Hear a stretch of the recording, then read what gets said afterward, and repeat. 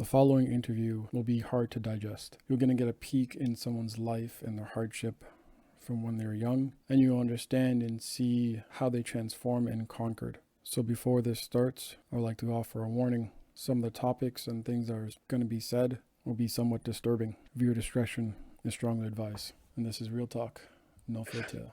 No, just to touch on that point before I let you continue, because I think it's valid. With my dad, it was very much like daddy's princess. I'm special. This is our special thing. Yeah. That carried on into the next thing because with the babysitter, it was he was 17. I was 7, probably 8, 9, somewhere around there. It went over a period of time, but it was very much a like. At first, it was like, "Oh, you're so special to me." Like it started there, and it became like, "Okay, like you're my girlfriend." And then it became like, well, this is what boyfriend and girlfriends do, and this is what grown-ups do, and you're special because, like, look, you're doing all the stuff that grown-ups do. And so it was very, I'm going to say carefully calculated, because I don't know if he even knew what he was doing, but it was done well, apparently, because it totally tricked me into thinking this was my idea.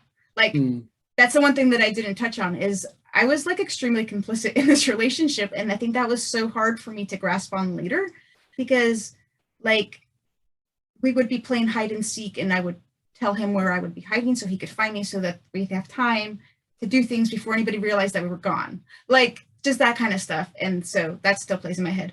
I completely agree with you that my past is holding me back. Or I think it's more that like I'm clinging on to my past because I'm still clinging on to the idea of what I thought my childhood was. Yeah. It's hard. Like I said at the very beginning, it's hard for me to reconcile with that, like all these atrocities happened and like I'm still fine. Like clearly I wasn't. I just pretended. But anyway, I'll let you carry on with your questions. Please do. I enjoy that because it's interesting. It's very interesting and interesting in a good and bad way. How I see it. The good is seeing that based off of everything you've been through, I see again someone that's strong, someone that's willing to share those experiences. Bad, obviously, going through those experiences. I did a previous podcast and we mentioned we looked at trauma as being in fire. And either A, you at the point in time, you're literally standing in the fire of the things that are happening around you and to you. Therefore, you're getting burned, synergy, and so on and so forth. It is hot. You're feeling very uncomfortable. And it's not until we realize that we're in the fire do we actually decide to actually walk away from the fire.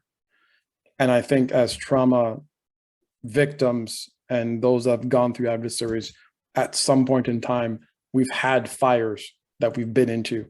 But it's really up to us to decide, hey, do we stay in the fire? Do we say, in your case in point, as you mentioned, it's, hey, because I'm there's a reason I'm in the fire, I'm just going to accept the fire for what it is, as in, hey, I got myself into the fire, I'll wait until the fire, the flames reduce down. But at the same time, you're still a burn victim. You're still getting heat from being in the fire.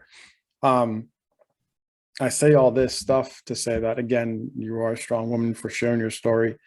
And I truly believe that there's more to your story. Because again, I believe that each point in time, you're reliving back a moment, because who knows, you might go to bed tonight and you're like, oh shit, that happened. And I totally forgot about that. Right. And totally. and I think that there is the most scariest part. It's revealing those things, unlocking those things that subconsciously your body has said, guess what? You're not time. And I think that's the scariest part, is your body literally is saying, you're not ready for this as of yet. Right. And you've gone through certain things, because again, it's that, okay, you've reached the point. Yes, I'm very, very happy. Now your body and your mind's like, okay, I'm going to reveal this little aspect of your life that you didn't know. I'm only doing this because guess what? You're strong enough to accept it. You're strong enough to overcome it.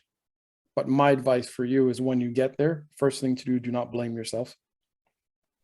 Accept that it happened, right? Once you accept that it happened, now you can be like, okay, I understand why it happened. I'm going to learn from that and educate everyone else around me to make sure that it doesn't happen to them. And you mentioned this word, and I hate this word, that you are a special person. to strangers. When hey, if anyone's listening to you, if anyone calls you special and they have no ring on you, run away from them. That's it. Just run away. I hate that. I've heard that. I've seen that it's funny because I've watched a lot of movies and I've always seen it in movies where you see a lot of strangers and guys that say to little girls that, hey, you are my special little girl, you're my princess, and so on and so forth. Run away from those people. Run far away from those people. I don't give two shits who you are, just run away. My advice for that. Saying all this, and then you mentioned that you placed all this stuff. You know what? Before I even get there, the person that you are now and everything that you know now, is there anything that you would like to say, if you could say, to the younger version of yourself, if that younger version of yourself was literally standing in front of you? Oh, that's a really good question. I mean, there are so many things that I would like to. I'm still connecting to that part of me. So some of those would be like, what the hell were you thinking? But maybe not the nicest thing. If I were to say something nice, probably like, it's okay. You can talk about it. You can tell people. Because I think had I had that okay the first time, all the other ones wouldn't happen. Correct. And I blocked that out almost immediately. And you're 100% right, because the process of discovering what actually happened is long. And like you said, all of a sudden something will pop into my head and I'm like, oh crap, like that makes a lot of sense, but also, damn, I didn't even think of it would go that direction. And yeah, that's messed up. But mostly, I guess I would tell the little me that, it's okay. And there's nothing wrong with you, and tell somebody. That's where I think what would make the most difference, because that's something I would actually believe. That's good. That's very good.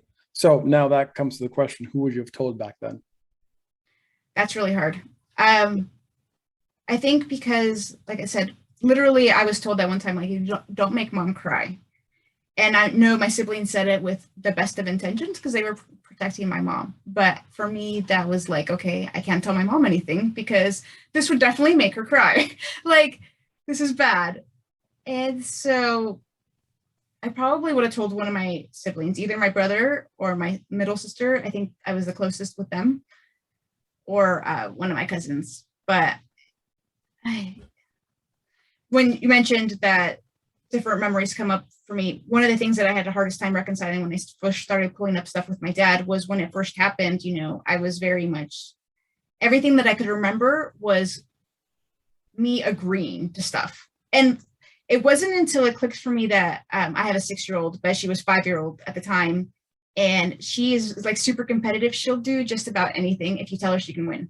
And so, I was getting her ready for bed and I was like, Monica, I bet I could run upstairs faster than you can and put on my pajamas before you get yours on.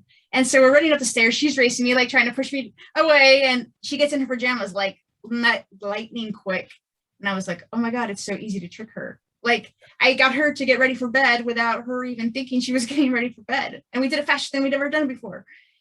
And I'm like, that's how you trick a 5-year-old. You make them think they're special. You make them think they're going to win and that they're good because they're doing this. And that's basically what happened. That made it easier for me to accept that, like, okay, I was tricked into it. It wasn't my idea.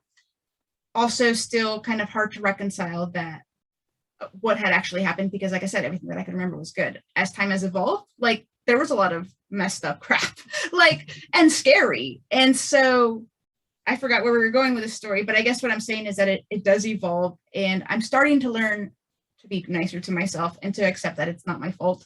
Like I said, I still cling on to that because a lot of the people who hurt me were people that I was very close to. So reconciling that the event itself was bad and what happened was bad, it's good because it allows me to take the blame off myself and put it where it belongs. But also, like, there's still that little me going like, but daddy, like, he's a good person, and so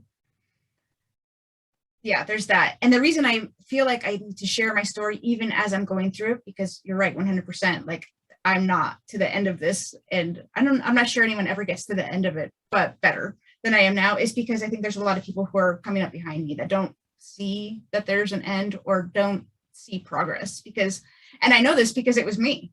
Like, I would be going through little therapy and I'm like, I'm getting worse, not better. Like, this is bad. This is not what we're supposed to be doing here. And so it's really, really hard to know that things do get better, but it does. Anyway, It does. You can carry on. And it's funny. It's funny that you mentioned all that stuff, because my previous guest, one thing that I started off saying was the need to serve others while we're hurting and not healing ourselves plays such an important role in self-love and self-care. Sometimes we do this so that we are accepted by those around us and those that love us. And that plays true in your part. I believe that, again, not just your dad, the babysitter, then it moves on to the college, if I'm not mistaken, / university aspect of it, is that, hey, there's two guys that or the guy that brought you to the party, and then you pleasing, or I'm not sure if it was pleasing or not, but it was the fact that you being in that situation, it was that I just want to be accepted within the dorm, within the college years, because these are supposed to be the best years of your life, the party days, the get drunk and forget about the next day and move on and live. Trust me, I've lived the party life, and I missed those so many times. But it's those things that at that point in time you looked at it, you're like, I just want to be, I guess, the popular kid, but the person that knows that, hey, if they called Veronica, she's a fun person to hang around with, right? And then again, you hitting the airplane scene, for example. You're in your prime, I guess, not prime, but it's that going from 12 to 13, you're heading to your teen. You're like, well, you probably are thinking, hey, I'm a mature person.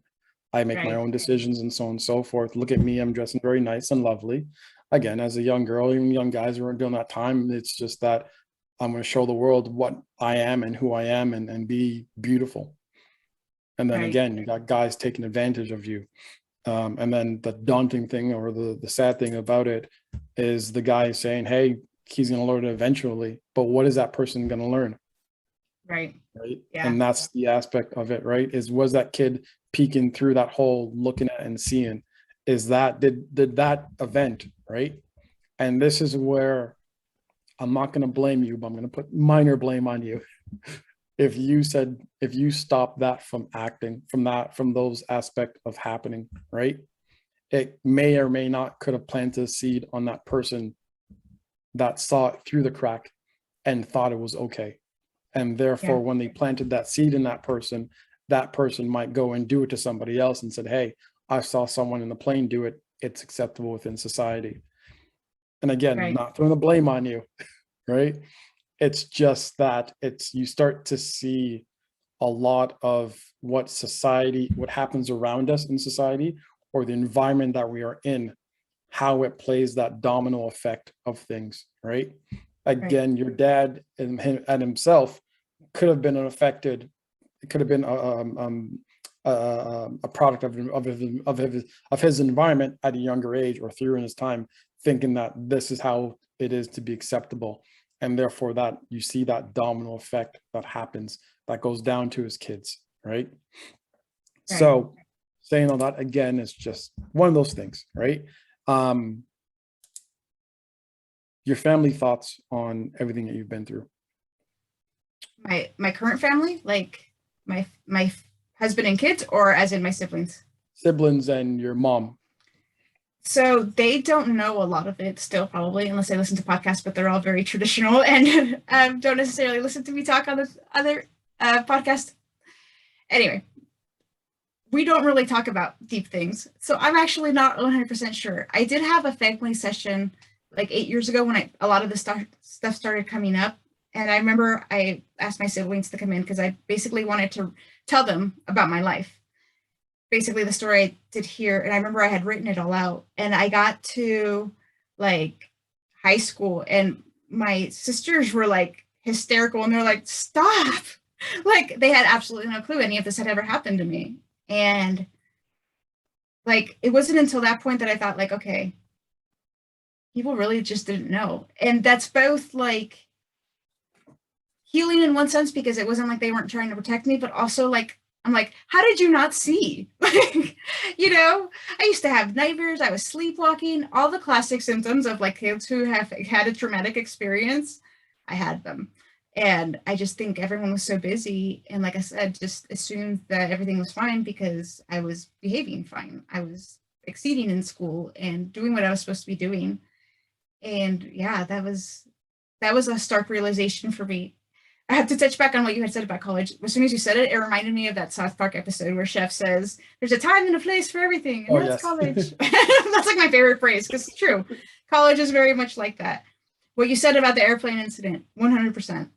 I completely agree. And I think that's why that phrase still rings out in my memory because I didn't want to be the kind of person that's a bad example or showed a kid that that's, what people do because that's not okay. And honestly, I don't know how long he was looking or what he saw, or even if it was a boy, it could have been a girl.